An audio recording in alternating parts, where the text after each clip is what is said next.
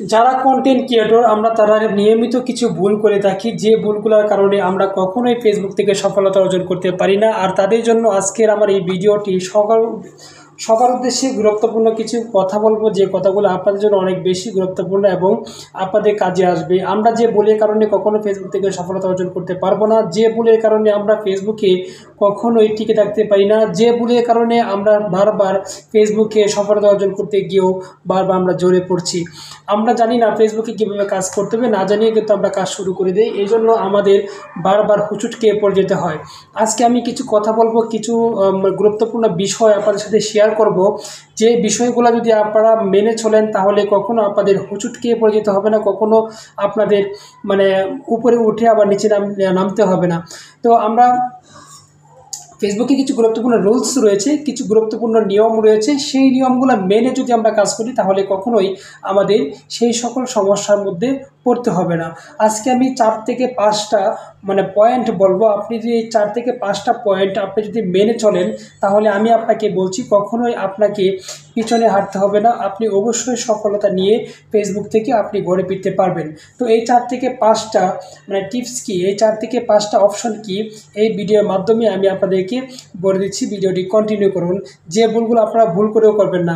Number 1, আপনি যখন একটি ফেসবুক পেজ খুলেছেন বা আপনার যে ফেসবুক প্রোফাইলটি রয়েছে, আপনি কখনোই আপনার ফেসবুক পেজ বা প্রোফাইলের লিঙ্কটাকে কখনোই শেয়ার করবেন না, কখনোই আপনার কোনো বন্ধুকে দিবেন না, বা কখনোই কাউকে বলবেন না যে আপনি আমার লিঙ্কে ঢুকে আপনি আমাকে একটু সাপোর্ট করুন, আপনি আমাকে ফলো করুন। এই কাজটি যদি আপনি করেন আপনি 100% শিওর আপনি কখনো ফেসবুক থেকে সফলতা পাবেন না। বিশেষ করে নতুন যারা আছেন তাদের জন্য এটা খুবই বেশি গুরুত্বপূর্ণ।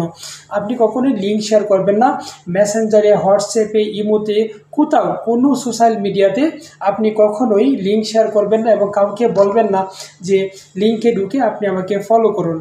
নাম্বার 2, যে কাজটি আমরা সবচেয়ে বেশি করে থাকি, আমরা বিভিন্ন গ্রুপে আমরা অ্যাড হই, বিভিন্ন গ্রুপে অ্যাড হয়ে সেখান থেকে আমরা ফলোয়ার নিয়ে আসি এবং কি আমাদের ভিডিওগুলা যখন আমরা আপলোড করি সেই সকল গ্রুপে আমরা ভিডিওগুলো শেয়ার করে দিই। আপনারা এই যে মারাত্মক ভুলটি করছেন, এই ভুলটি যারা করছেন আমি আপনাদেরকে বলছি, রিচ তো আপনাদের বাড়বে না, ভিডিওতে তো ভিউ বাড়বে না, উল্টো আরও আপনাদের ভিডিওতে রিচ, এঙ্গেজমেন্ট, ভিউ সব কিছুই কমে যাবে। আপনারা কখনোই এই কাজটি করবেন না।